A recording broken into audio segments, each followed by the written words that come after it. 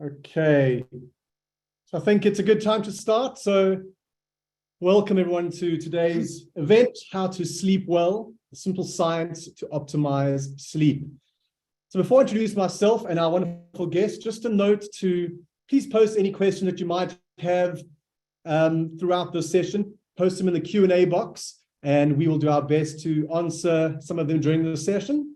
So my name's Steve Peralta. I'm the co-founder and the Chief Wellbeing Officer at Unmind. And the topic of sleep is one that's rather close to my heart. I spent a decade of my life from the age of 20 to 30 experiencing insomnia. And so I struggled for quite some time, but I was ultimately able to overcome it really by changing my relationship to sleep and building some habits that have helped me to enjoy healthy sleep most of the time for, say, the past 15 years. And, this really helped me to turn my life around when it came to my health, my relationships, and my work. So yeah, it's a topic that is an important one in my life. And today I am joined by a fantastic guest, the right person to be speaking to about this topic, physiologist, sleep and energy expert, author and speaker, Dr. Naritas, who will bring 25 years of professional and academic experience to this important topic. So Naritas, welcome. Thank you, Steve, and hello to this wonderful global audience. I can see people piling in. It's so exciting to see people from all around the world, isn't it? It is. It's fantastic, and the participant number is rising second on second. So it's fantastic. Amazing. Naritas, can you tell us a bit more about yourself, your background, and also why you are interested in sleep?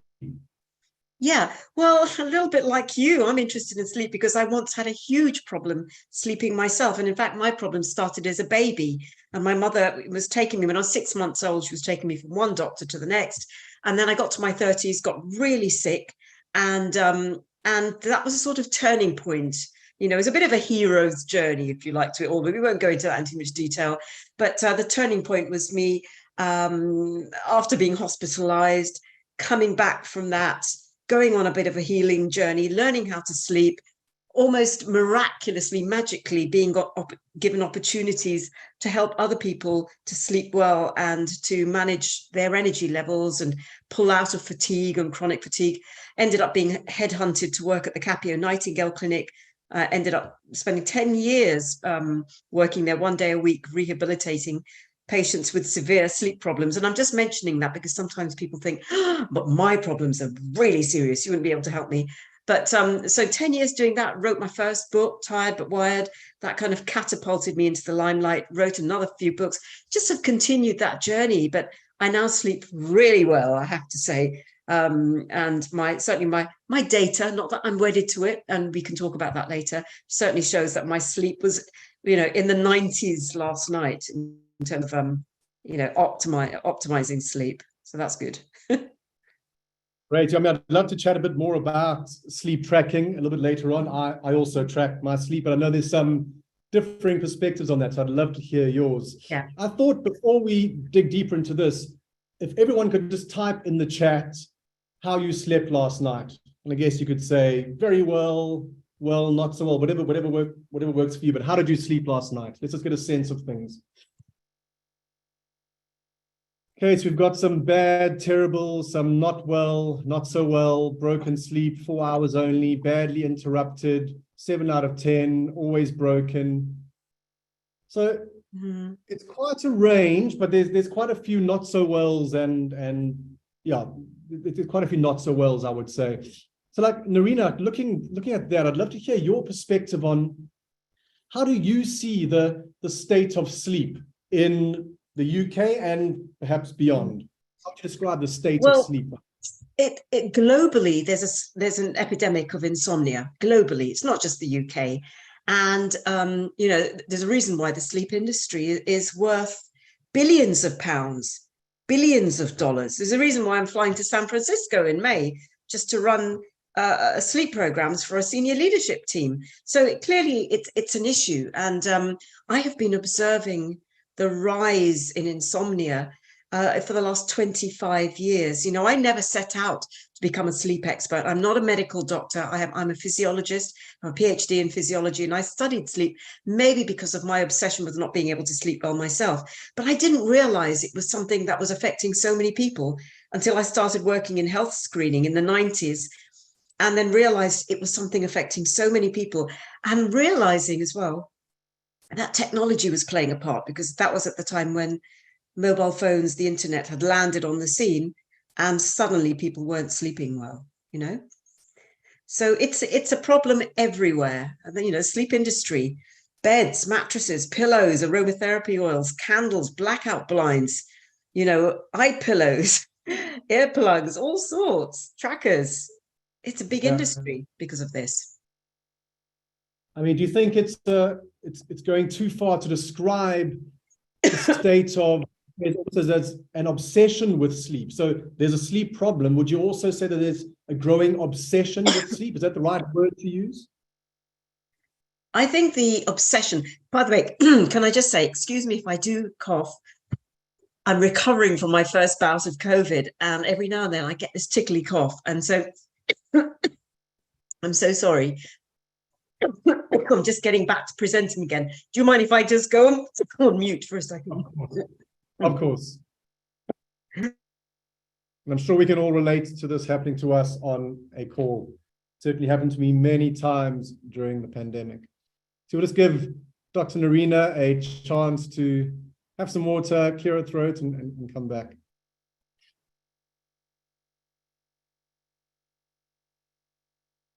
I'd be interested in the meantime.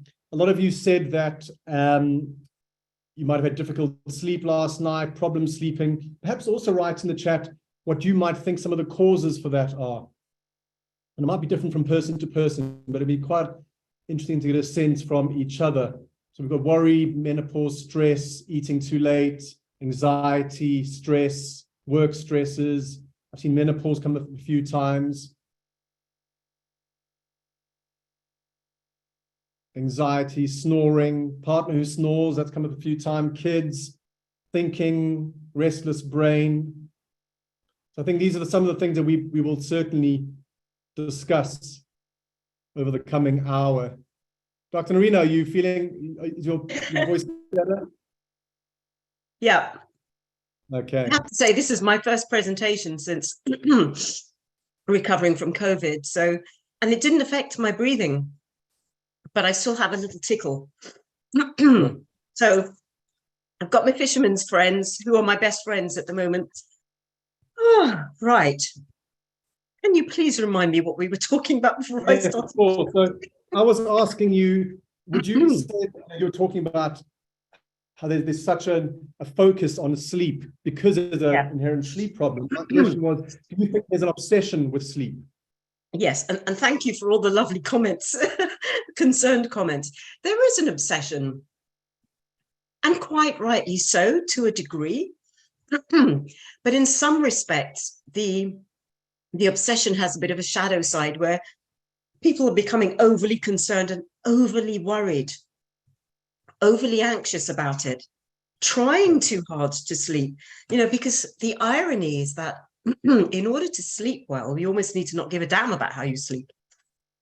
You need to go to bed and think, well, I'm just going to sleep. Like my dog's just curled up over there and sleeping. And when we try too hard to sleep well, that in itself causes problems.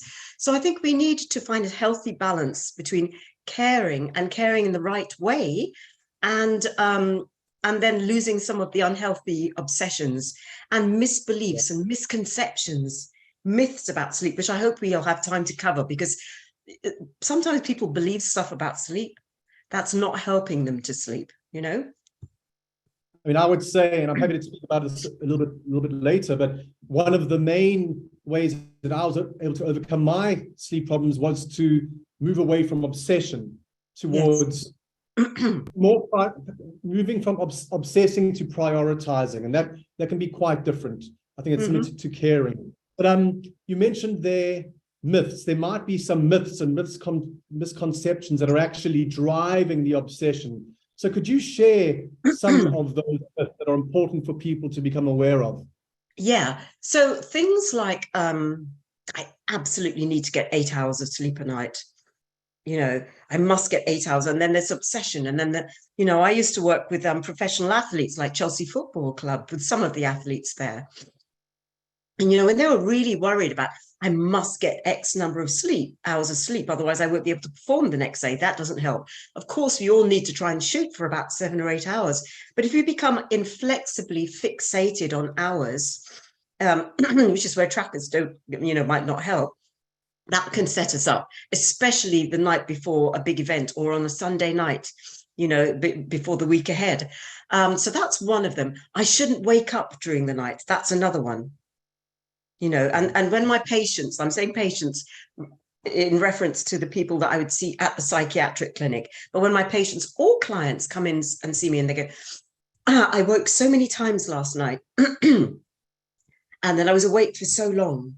And I woke at this time and I woke at that time. So this is already telling me about the obsessiveness. It's telling me about perfectionism. It's telling me about relationship with control, all of which, none of those things help you to sleep.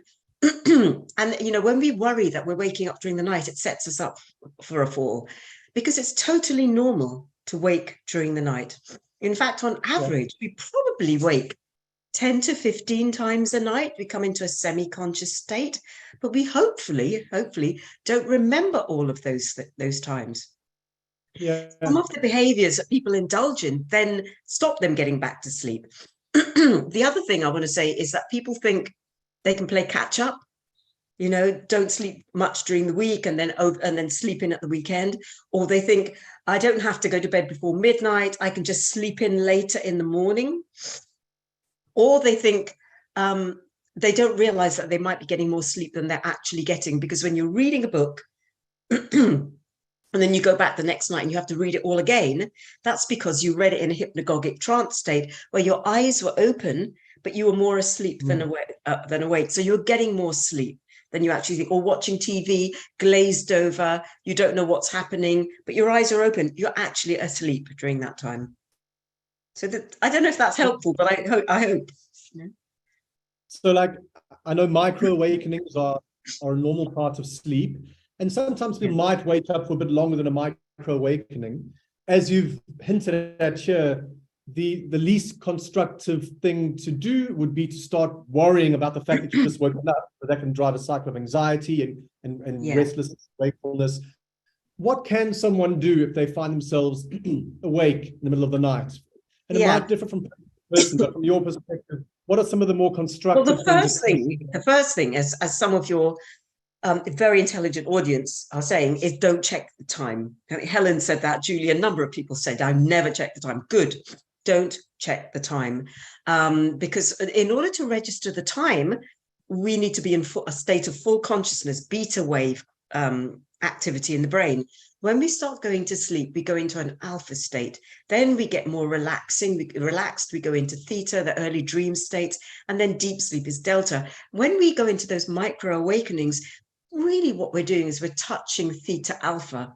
But the minute you try and check the time, what happens is the brain then calculates. It then starts doing maths. It then does a risk assessment of how you're going to feel the next day. So don't check the time. I have 3 clients at the moment who I worked with last week, one-to-ones, all of whom their number one piece of homework is, can you stop checking the time, please?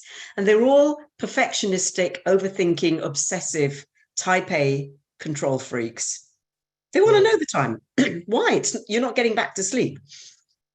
So that certainly it doesn't help. When you wake up, accept that it's normal. Focus on resting. Focus on resting. If you have to go and pee, go and pee. Don't make a song and dance about it. Don't go, oh my God, now I'm wide awake. Go to the loo. Try not to put lights on. Make sure if you're staying in an unfamiliar environment like a hotel, you've sussed out where the toilets are so you don't end up doing something in a wardrobe or something. Go to the bathroom, come back, focus on your breathing. Maybe put one hand on your belly, one on your chest. If we get time today, let's do a couple of mini meditations, which will help people to get to sleep or get back to sleep. Don't use the word sleep. Just say, do you know what? I'm going to just lie here and rest. Make sure that you love your bedroom and your sheets so that you can lie there and go, I just love resting in my bed. Self-suggestion, it's amazing. It's very powerful and it does work. Certainly. I think I've heard before, like the best sleepers out there don't try and sleep, right? They just, allow it to happen. It happens naturally. And if you're in a restful state, it's more likely to happen. Absolutely. So, yeah.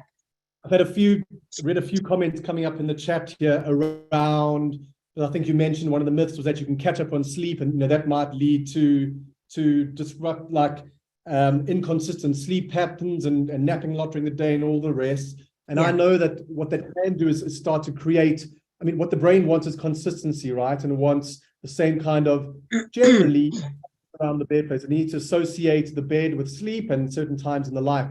So can you just elaborate on that? A question was, are you saying it's good to not try and catch up on sleep? Can you expand that a bit so people have a bit of perspective, understanding? Should they be napping? Should they not be napping? What's your perspective on that? So we can all benefit from napping. I even had 5 minutes before we got on this, before we started. Just 5 minutes of closing my eyes. Power naps are brilliant. Any between 10 to 20 minutes, taking yourself into a state of relaxation, not sleeping, closing your eyes. You could be sitting, you could be lying on the floor, you could be lying with your legs up the wall. At some point between 2 and 4 p.m. can really help to top up the energy, especially if you haven't slept that well. But really what we should avoid doing on a day-to-day routine basis is getting into bed and sleeping during the day. And somebody said, it doesn't affect this dream cycle that lasts 90 minutes. Yet don't go to bed and try and sleep for hours. Please don't do that. Now, if you're a shift worker and you're working night shifts, then there is a case for taking your naps to the level. There are different types of naps. There's a whole science behind the different types of naps. And then you might opt for something called a prophylactic nap, which is essentially get into bed and sleep for as long as you can because you're not getting sleep at night. If you're an endurance athlete who's going to be doing crazy, I'm working with the wave breakers, consulting them on their sleep, helping with their sleep. They're going to be rowing across the Atlantic in December 2023. And it's going to take them something like 7 or 8 weeks. They're going to be severely sleep deprived at the end of that because they're rowing 2 hours on, 2 hours off. They're going to have to do a lot of catching up. But for most of us who work within the daytime, if I can say normal hours, maybe the odd power nap during the week, if you can do that in your work environment, or if you're really getting run down and you're recovering from COVID, like I did in the first 2 weeks of, the first week and a half of COVID recovery, I was having something called a replacement nap, which is up to 40 minutes at some point between 2 and 4 p.m. And mate, I was still getting into bed. I'm passing out. I was exhausted. I was absolutely exhausted. But those replacement naps have gone. Now it's 5 minutes, 10 minutes. Don't get too comfy. Some point between 2 and 4. But if you try and catch up at the wrong times, it's going to eat into your ability to go to bed at night, ideally before midnight. Before midnight, we'll come back to that later, and sleep your 7 or 8 hours and wake up at a reasonable time, filled with energy. Yeah, someone posted earlier saying that their mother once said that an hour before midnight is worth 2 after midnight. So it sounds like he has a wise mother, but we'll come back to that in a bit because I think there's definitely some truth to that, right? Yeah, absolutely. Just another one that came through as well, which I think is important to answer. Someone asked, is it a myth that eating too close to bedtime can disrupt your sleep? My answer, given what I track with my Aura ring, is that it's not a myth. If I eat too close to bed, my deep sleep quality goes way down. But I'd love to hear your take on that. I agree. And I don't think you're on commission to Aura Ring, and neither am I. But I'm just loving this device, I have to say. And it helped me recover from COVID. And it also helped me when I started getting into fasting. And the first thing I noticed before I started going into fasting for, completely water fasting for a couple of days, I started intermittent fasting, which means time restricted. So I would eat my last meal at 5 p.m., 6 p.m., and then go all the way through to the next day, 10 a.m. And then I started extending that period to midday, 1 p.m.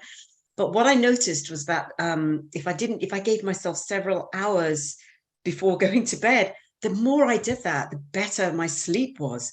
And it was a balance. I had to make sure I was really getting my nutrients during the eating period. I wasn't cutting back on calories. I wasn't trying to bend the rules and lose loads of weight. This was about getting my nutrients in and in a certain time window, then leaving enough time. Because if I went to bed too hungry, that would wake me up. That would affect the quality of my sleep. So the science behind it is beautiful and it's complex, but definitely giving yourself enough time to digest your food before you go to bed. At least 3 hours, you know? Yeah. Yeah. I certainly experience the same thing with my sleep. Same, I mean, while we're on the topic then, something else that I just know without a doubt impacts on my sleep quality is alcohol. Like even 2 glasses of wine or a glass of wine before bed will certainly impact that. So that's important for people to recognize as well. Just I mean, and we all have different tolerances and everybody's liver is different, but to generalize intelligently and scientifically, any amount of alcohol is going to affect your sleep. So if you want to be firing on all cylinders the next day, if you want to be at the top of your game, whether you're an athlete or a corporate athlete or whatever, you really want to not drink the night before, particularly the night before any big events. So plan your alcohol evenings. I've just ordered, actually, that was my delivery today, a couple of bottles of liqueur, 0 alcohol, but there's something in there that's it stimulates the production of GABA, which is calming, mood enhancing. They just sent them to me to try them out. So I don't know if that will help, but anyway, I'll get away from that because you've got so many questions piling in. There's loads. I mean, we'll come back to some questions in a bit. What I thought you were about to do was advocate for day drinking, but yes, you didn't. So all good. No. Oh, the Sente GABA drink. That's what I've been sent, Ray. Sorry. Yeah, I'm looking forward to trying it. You know, we've been speaking about Oura Ring, and people have quite a few questions about it. It's effectively a ring that tracks your sleep, your activity, your heart rate, etc. during the day. But more broadly, like, I know that there's some controversy around using trackers for sleep. I've spoken to some other sleep experts who don't like it. From my perspective, I find it adds value. It helps to reaffirm certain positive habits and also helps to confirm other habits that might detract from my sleep. And so it's helped to actually improve my sleep. However, if I used this when I had insomnia, it would have, in my mind, been a terrible decision because it would have aggravated my anxiety and my obsession. So what is your perspective on the use of wearables or trackers to track your sleep? Recommendations around it? Yeah, when tracking first arrived on the scene, I was asked to comment. And when we get to the 5 non-negotiables, you'll see why. But I was really anti-technology and all this kind of stuff. And then I started to realize that actually I needed to evolve because technology is here to stay. And then I was sent various, because I get sent some merchandise and stuff, which is great because of my job. I get to test stuff. And I didn't like any of the tracking stuff I was sent. I hated it. In fact, you know, I didn't think it was particularly accurate. I didn't think it was helpful. And then 2 years ago, I was sent an Oura Ring to try. And almost against my will, I just thought, really don't want to do this, but I'm going to do it. And it's because it was involved in a particular project that I was working and I had to do the tracking thing. And then I thought, wow, this is really helpful. It's been really helpful. And then when I got the COVID recently, and then when I started playing with fasting, that's when I noticed it was really helpful. But also when I started to notice there were times when I was exhausted, you know, I was traveling across time zones, getting to the destination, wanting to exercise and thinking, is it safe for me to exercise? Is it a good idea yet? I actually feel great. Let me just see what the Oura Ring says. Oh, Oura Ring saying, well done, you feel really good, you know. But it was the Oura Ring that told me I had COVID before I tested for COVID. It actually said, something's going on with you. Heart rate variability, body temperature, blah, blah, blah. I thought it was a jet lag because I'd just come back from South America. And I thought it was a little cold. And it said, your body temperature is out, your breathing is cold, your oxygen saturation was all over the place last night, your readiness score is down, heart rate, all of this, resting pulse was much higher. Have you seen a doctor? Do you think it's worth doing a COVID test? So I did. And then the 2 rings, the 2 lines. So there are times when it's helpful. And I think if you're changing something in your diet, in your life, and you want to see the impact, like cutting back on alcohol or cutting back on caffeine, then you'll have some empirical evidence that will show you, wow, that's really making a difference. I'm now going to look, weekly or 3 times a week and just see, not obsessively. And you will see the difference. Yeah.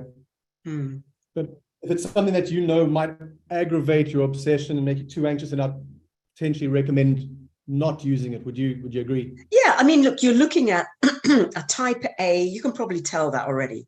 I'm A type. I'm driven. I'm perfectionistic. I'm a little bit OCD, not clinically, but there are other clinical labels. But I have to. I've had to be a bit gentle with myself. And, when I started getting obsessed post-COVID with my recovery and the readiness score going up, and then one night I forgot to charge the ring, and then I went to bed and I looked to see what my readiness score was the next day, and it said then evidently it was not downloading any data because I hadn't charged the ring. And I was like, and then I thought, Narina, you need to get a grip. So there are times when I don't wear it. If I think I'm becoming, especially when I'm going through really busy periods of work and I'm getting a little bit controlling about things, I take it off for a few days and I go, do you know what? I'm not measuring. And I am working late. I am getting up early. I'm not taking enough breaks. So my sleep might be a little bit short. I'm not going to measure. I'm going to listen to how my body feels. That's my measurement. Right. But I wanted to ask you about now. So obviously you help a range of people when it comes to sleep. And I'm guessing you probably employ different strategies depending on people's circumstances. But I also know you have something that you call your 5 non-negotiables, which, suggest that they are almost universal principles that you believe should be the foundation of initially helping people to improve their sleep. So can you tell us more about these 5 non-negotiables of sleep? Right. I'm going to try and do this as succinctly as possible because I know that people can come back to the recording, but also there is a slide that summarizes the 5 non-negotiables, which I believe you're going to share, and we're going to flash it up just at the end. So let me just quickly do this. And first of all, they aren't for every single person, but they are for a lot of people.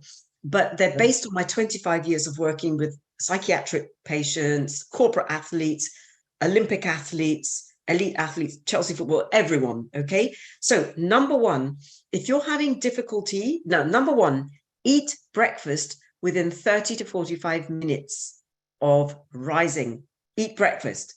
Now, this is for if you're having difficulty getting to sleep, difficulty staying asleep, waking between 2 or 4 in the morning, can't get back to sleep, waking up having felt as you have not slept at all, non-restorative sleep, or if you're waking up with anxiety, really panicky, then there's a case for resetting your physiology in the morning because it shows that you're probably living in the wrong part of your nervous system, sympathetic nervous system, which is why you're having difficulty with those sleep issues and waking up with anxiety as well. If you're not having any of those problems, then you can do intermittent fasting or skip breakfast.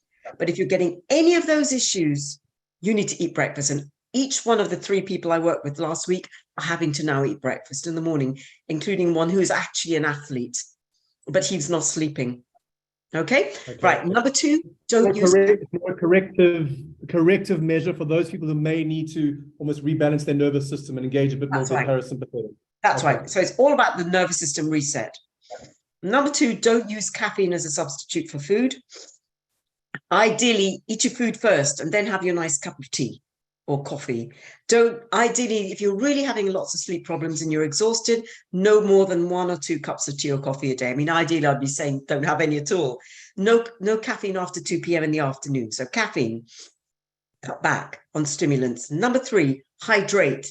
The more well hydrated you are, the better your sleep quality is going to be. Your sleep, that detoxifying process that takes place during your sleep at night, needs to happen in the presence of enough hydration, brain hydration. If you're dehydrated, your sleep is going to be fitful, scratchy. You're going to be waking up a lot.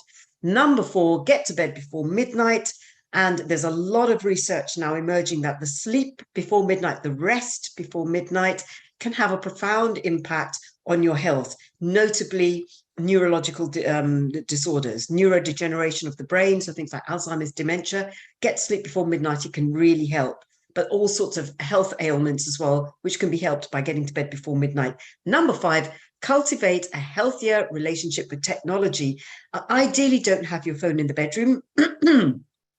Take breaks from technology during the day. So after this, I'm going to go for a walk. Get as much vitamin D because the sun is out at the moment. Hopefully it will stay.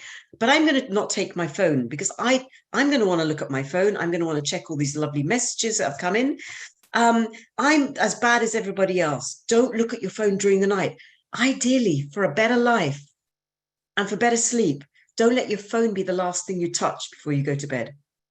Don't let your phone be the first thing you touch when you wake up in the morning. And don't touch it during the night. You know, so when we cultivate healthier relationship with boundaries with technology, we cultivate a healthier relationship with sleep and with life and with our energy. Sure. In many instances, you could say that some of the habits you're talking about are not only supportive of sleep, but supportive of health in general. They're supportive of life and everything, because the way we sleep is a reflection of the way we live and the choices we're making and our general health. So if you want to sleep better, live better, you know, make better choices. These 5 non-negotiables, by the way, aim to do them for 7 to 10 days and then start noticing the difference to your sleep. And first of all, you'll notice the difference to your energy probably before your sleep. You know, you'll notice you just have more energy. Sure. Just so we can clear up some potential confusion, I saw some comments coming through about being confused about initially mentioning the benefits of fasting and then mentioning the benefits of eating breakfast. Can you just clarify again what you were speaking about there? So when I went into it can feel very confusing. And I'm not going to talk a lot about fasting today. That is a minefield in itself. And I spent several weeks researching fasting last year before I went into fasting, because having once been a sensitive sleeper, I can talk about what that means. I didn't want to mess up my relationship with it. I've had 20 plus years of great sleep. I don't want to go backwards, but I researched and researched. This is where having a little bit of over the top of OCD can help. But let me reiterate. Fast, break the fast, i.e. eat breakfast within 30 to 45 minutes if you're not sleeping well, i.e. difficulty getting to sleep, difficulty staying asleep, waking between 2 and 4 or 2 and 5, can't get back to sleep, waking up having had non-restorative sleep, exhausted, looking like death, waking up with anxiety, worry, just really afraid, fearful, negative self-talk. All of that is telling us you're living in the wrong part of your nervous system. Tell the hunter-gatherer physiology not to live in the sympathetic nervous system, but to live in the parasympathetic, which is rest and digest, rest and repair. If you don't have any of this crap going on, then you can play with intermittent fasting. You can gently, with guidance from the right health practitioners, wellness practitioners, gently, don't go into dry fasting. Don't go into 3 days of water fast. Don't even go into intermittent fasting, skipping breakfast, unless you're working with the right person and you can tick the box on not having any of that. For sure. Yeah, I think that clarifies it. Firstly, the foundations in place before you can start. Totally. Because, you know, if you go into fasting and you're getting any of those things going on, your body will start to run on cortisol and adrenaline. And you're going to go, whoa, I'm not eating. I feel so great. I've got loads of energy. It's because you're running in the sympathetic nervous system even more. And then you'll go to bed at night and you'll be wired. See, after this session, I'm going to have to really work on calm my nervous system after this. Go for that walk. Get grounded. I'm not going to take my shoes off because it's too cold out there, but normally I would take my shoes and socks off, but just really get calm and grounded. Reset my nervous system before I get to bed tonight. I think it's important what you're saying here. And the question that arises for me is that, you know, the past few years and right now are turbulent times. They can, it's understandable that people might feel anxious and stressed and uncertain, and that can certainly lead to potential sleep problems. So what are your recommendations for how people can stay calmer amidst all of the turmoil? And I asked it within the context of being able to go to sleep with a more of a calm nervous system and, and the like, because it's very understandable that people might not feel that way at the moment.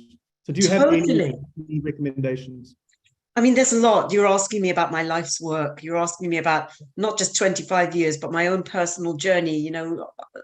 I'll be really open. I had a complete breakdown in 1995. I was hospitalized, ironically, in the same place where where years later I ended up working for 10 years at the Capio Nightingale. So I know what I'm talking about.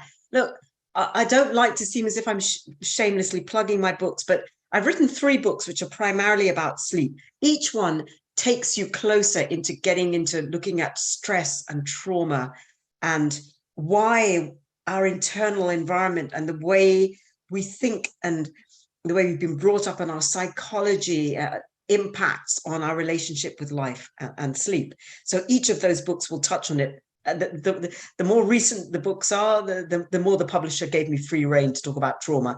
And then last year, I finally wrote a book about trauma, which is called Finding Inner Safety, which is fundamentally, it's about helping you sleep well. But you've really got to work on the real work of life.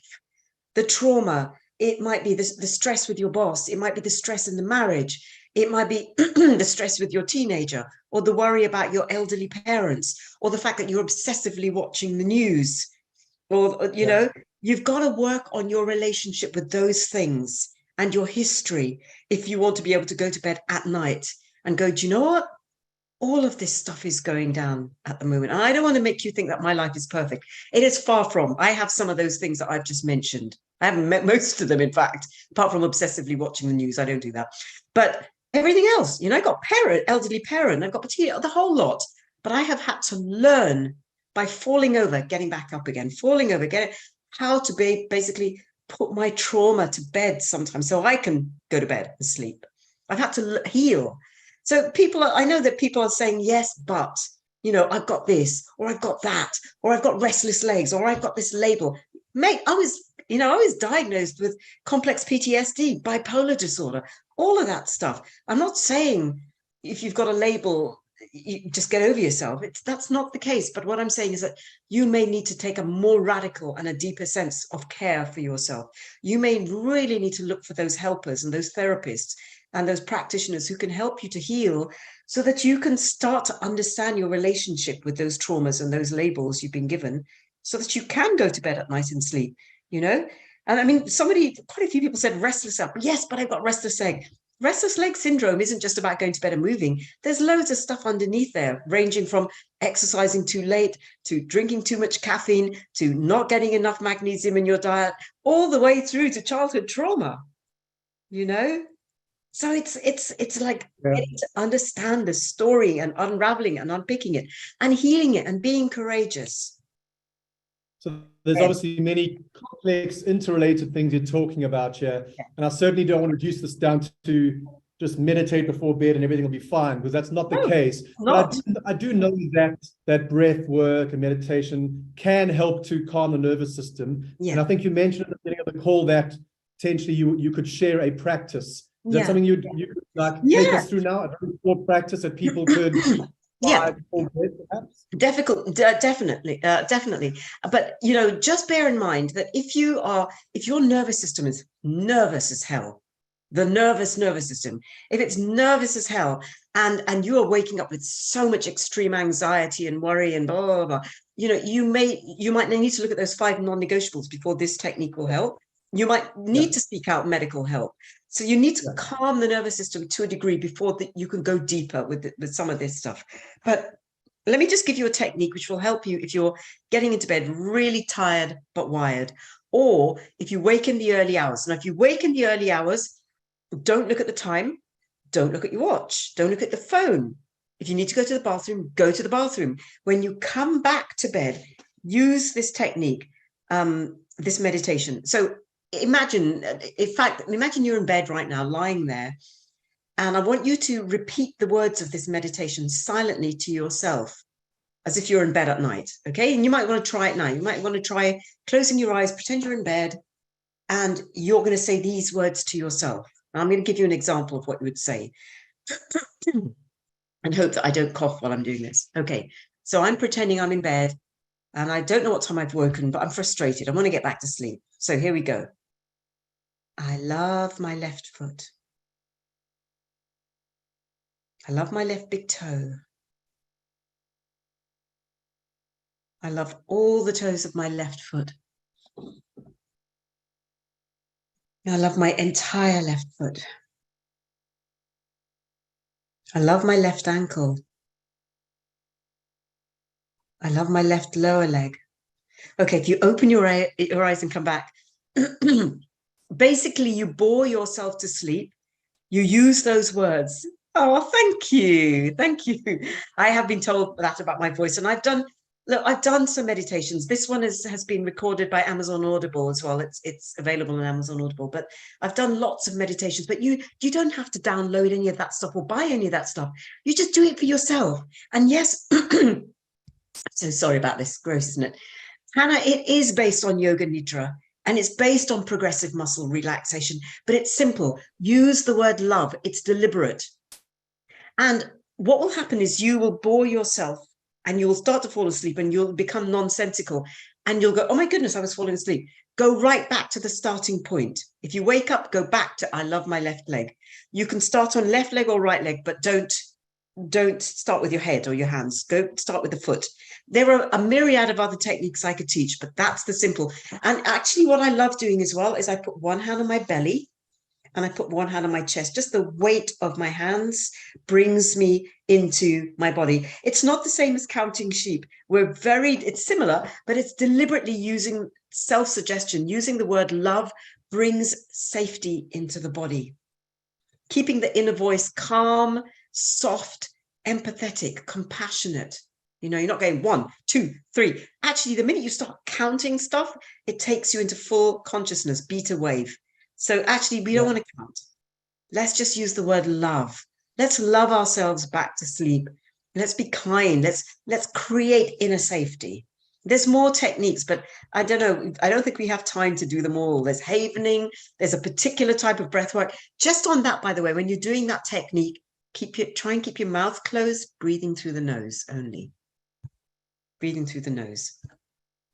It sounds like all those techniques are helping you to engage the soothing system, right? Would help to counteract the threat and the drive system. All really powerful. One thing that I thought would be worth discussing is, yes, there are lots of interrelated factors. Some of them are lifestyle factors that might be driving sleep problems. Some might be circumstances outside of our control. And what I've come across in my research, having spoken to other experts as well, is that some people are more vulnerable than other people when it comes to sleep problems. So we are more sensitive to sleep problems. Can you tell us a bit more about that and some of the reasons why some people might be more vulnerable than others? Absolutely. So in my sleep chronotypes, if you're sleep types, classifications, I keep it really simple. I'm a great fan of keeping things simple. So I have these extremes. And at one end of the scale, you have your martini sleeper, can sleep anytime, any place, anywhere. That's the cocktail from the 70s. I know I'm showing my age. It's not Sentia, it's martini from the 70s. So they can sleep anytime, any place, anywhere. They don't know why I have a job. They can sleep on a pinhead, as we say. Then at the other end of the scale, as you use the word, Steve, sensitive. Sensitive sleeper needs their side of the bed. They need their pillow. They even need their blanket. They might travel on an aeroplane with their own pillow. The bed linen needs to smell a certain way. The sensitive sleepers may have had a lot of childhood trauma, which has resulted in the nervous system being more sensitive to everything, a kind of innate hypervigilance. I'm not saying, by the way, if everyone is a sensitive sleeper, they've had childhood trauma, right? It's not as simple as that. Read a book on trauma or read my Finding Inner Safety, and it goes into it in more detail. But that's one of the things I look for. Or they might be doing things that are making them so much more sensitive than they need to be. They might be drinking 10 cups of coffee a day. plus they're in a dysfunctional romantic relationship, plus they don't get on with their work colleagues, plus they hate the work that they're doing, plus they they smoke, they're doing illegal drugs, recreational drugs, and abusing that. There's a whole load of things that could be going on that's making the nervous system more nervous. So you really want to do that cleanup job. And I'm a much less sensitive sleeper now. I can travel on long haul, not lying down, you know what I mean, not paying for business class, and still be very rested when I get to my destination on an overnight flight, because I have learned how to rest even if I'm sitting up, and I've become more martini-like. So sensitive sleepers can become more martini-like. Martinis can become more sensitive as a result of life stress and poor lifestyle choices. It can go back that way and that way, but we can change. Yes. And there's one thing that I came across that I found particularly helpful, that might be helpful for people as well. And that was, I don't know if you've come across it, Spielman's 3P model, but the takeaway from there is that sleeping problems are normal, especially during times of increased stress. And so it's a normal to experience sleeping problems. What tends to cause a chronic sleep problem is actually the maladaptive ways of trying to cope with the sleeping problem that we try. So it comes from a good place. We're trying to solve it, but we end up creating dysfunctional habits around sleep that then perpetuate the sleeping problem. Yep. Absolutely. You must tell me more about this, Steve, because I've not heard of this, and I probably should do. Spielman's. So I'll chase you down, and Beth can send me the link or something, because I want to know more about that. That's great. But yeah, I see that time and time again. Or I see someone who fundamentally have had great sleep, like one of my clients last week. And then when he was, I think he was 17, something scary happened in the night. Or he watched a scary movie. He watched a really scary film, and he couldn't sleep that night, and thereafter adopted a number of maladaptive coping strategies, which compounded the sleep problem happening, and then developed beliefs, inflexible beliefs, So that's what we're undoing right now with our work. So would the takeaway from that be, if you're experiencing short-term sleep problems, accept that they are normal, they happen, and just try and get back to normal sleeping routine as soon as you can. Yeah. And, then, and maybe those, if you're getting short-term sleep problems, maybe don't track that, just say to yourself, how do I feel in the morning? Actually, I'm a bit sleepy, I'm a bit tired, but I'm okay. So today I'm really going to look after myself. Today I'm going to make sure I do eat breakfast. I'm not going to rely on caffeine. I'm not going to fast today. Today I'm going to make sure I get out and get lots of natural daylight. Today I'm going to take lots of restful breaks every 90 minutes, every 2 hours. I'm going to move for 3 to 5 minutes or so. Today I'm not going to do that hard HIIT program or do that 20-mile run for the marathon. We make better. Today, I'm going to make an effort to hug more people who want to be hugged, who I like. We feed our optimism and our hope and our positive psychology, because we get energy from that as well. And you'd be surprised, bad night's sleep, if you make an effort to be just happier and smile more, you can really, really energize the body. So it's amazing, all of this stuff. I could talk all day about that. We haven't got time, We'll move on to some audience questions, but just on that, I've come across research as well that has shown how gratitude can increase sleep quality and the depth of sleep as well. So gratitude affects so much, because I haven't been down to the river to swim for a few weeks. I'm having my cold showers, but I find cold showers worse than going to the river.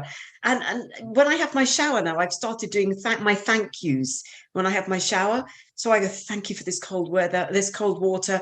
Thank you for the healing on my knee. Thank you for this. Thank you for the feeling of aliveness. And the more I say it, the easier it gets to do it. But you do thank yous before you go to sleep. Or if you wake up during the night and you want to get back to sleep, just do thank yous. Just go backwards in your mind through the day. What am I grateful for? You might start with, thank you for this pillow. Thank you for this bed. Thank you for my partner beside me, or my dog, if you sleep with your dog sometimes, like some of us do. Thank you for that, lovely meal. Thank you for that lovely technique. Just do your thank yous. It changes your biochemistry. It changes your physiology, so you can sleep. Amazing. Yeah.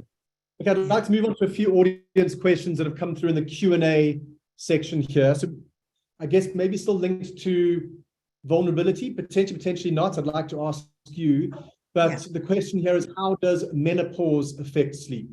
Right. So I am in those years myself, so I can relate. And a lot of people said, "Oh yeah, you've become a martini sleeper, you're a good sleeper now, but you wait till you get to the menopause, you're going to be shot." Actually, I would say perimenopause was a nightmare for me, a bit of a nightmare for a bit, because I didn't know what was going on with my body, and it happened so late, and I was still running marathons and stuff like that. And I was also going through a divorce and all that kind of stuff. So there were a lot of things happened, and there wasn't as much information. We hadn't had all the awareness that we now have now in the campaigns and Davina McCall and her book and all this kind of stuff. So I was kind of like I was completely blind. I didn't realize what was hitting me. When I wised up, then self-care became even more radical, even more non-negotiable. I didn't fast. And I really looked at my nutrition, and I got advice on my nutrition, because the nervous system becomes more nervous when you're in the menopause. And any trauma that you haven't dealt with in your premenopausal years, they're going to hit you even harder. Any stress that you haven't dealt with, it can come back and bite you in the perimenopause and menopausal years. So I'm just going to say, if you're not in those, if you're female and you haven't, gone into those years yet, do the research, seek a support, deal with your stress now.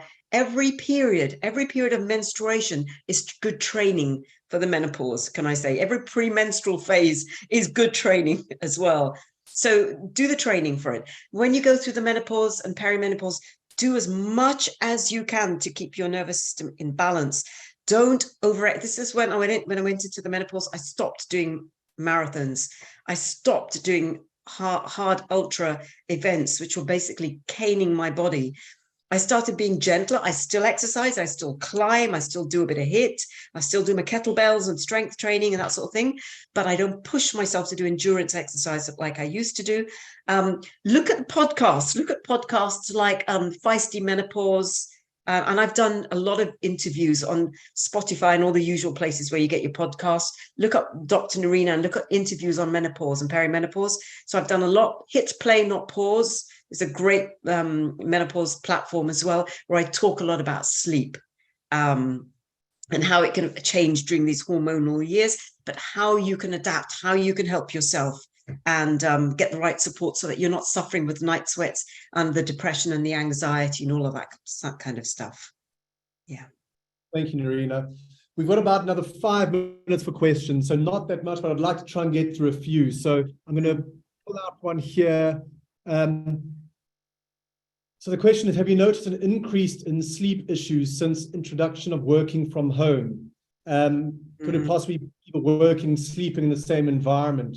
I mean, I'll just say from my perspective, I'd love to hear whether you have seen an increase, but I know that creating a boundary around work and home is really, really important.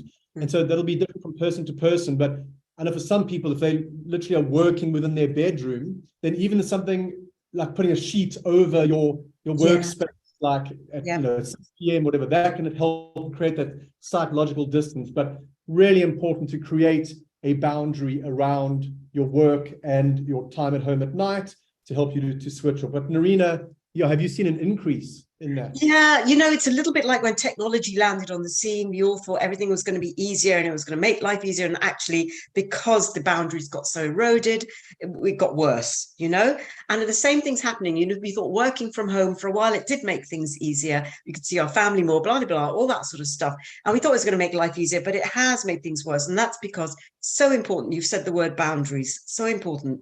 So we really need to take stock.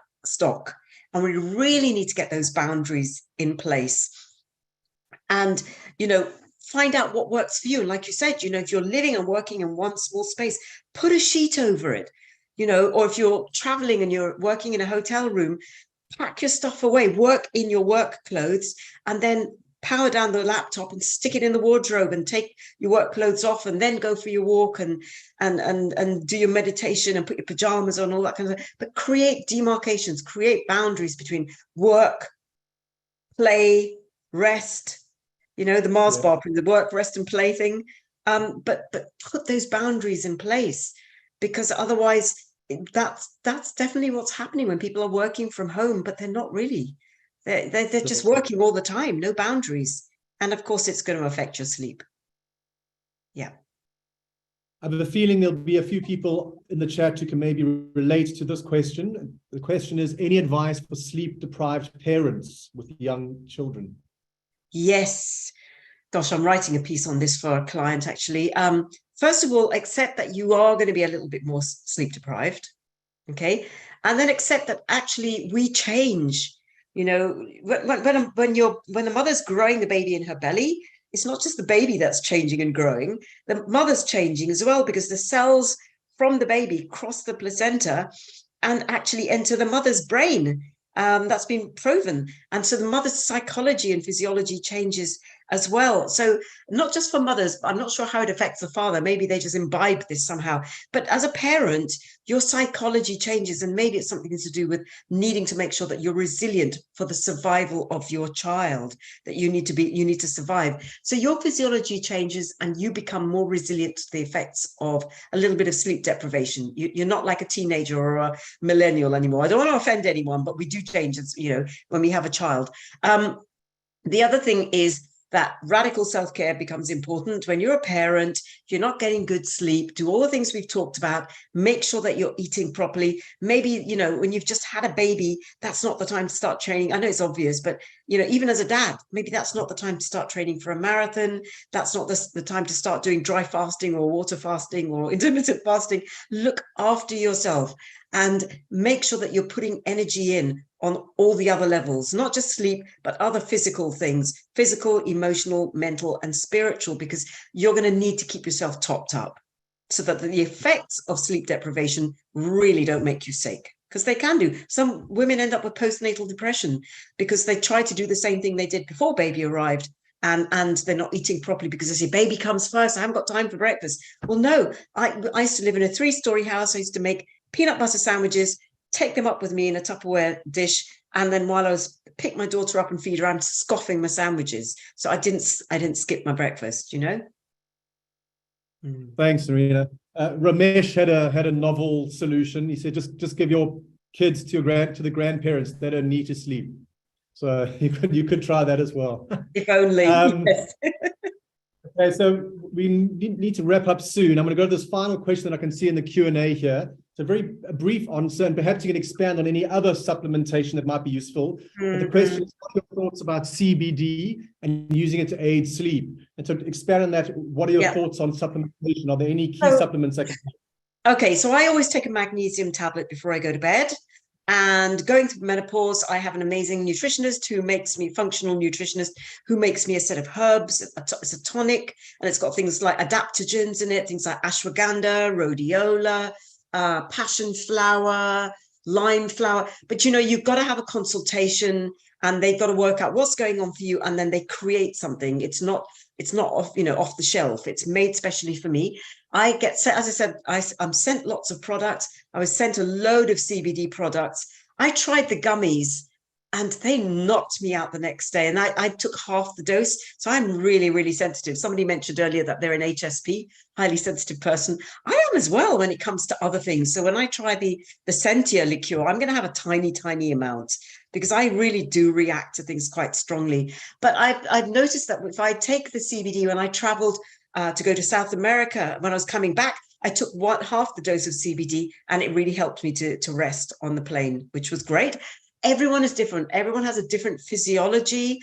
People sometimes say to me, what about melatonin? Melatonin is still like taking a prescription, a sleeping tablet, like, you know, Zopiclone, Zolpimed, Ambien, Quetiapine. So, you know, go for the natural remedies before you reach out for prescription tablets, because it affects us all in different ways, and you don't want to build up a tolerance to it, because it'll stop working after a while. This is how people can stalk me or you if they want to stay in touch. I'm on Instagram, Twitter, Facebook, all the usual places. But, you know, just look up my name, Dr. Narina, if you want the podcast. There's loads of podcasts. And yeah, I think we've got a summary slide. We'll be sending a slide with your 5 non-negotiables and some other sort of tips as well, alongside what you see on the screen now. So I just wanted to thank you, first of all, Narina, for imparting your experience and your wisdom with us today. I think it's been really valuable. I also want to thank everyone on the call. Thanks for joining this event. I hope you've come away with some new insights that you might be able to use in your own life to sleep better. And yeah, have a good rest of your week, everyone. And I guess here's to healthy sleep. Thanks, everyone. Thank you, Steve and Beth. It's been lovely. Thank you so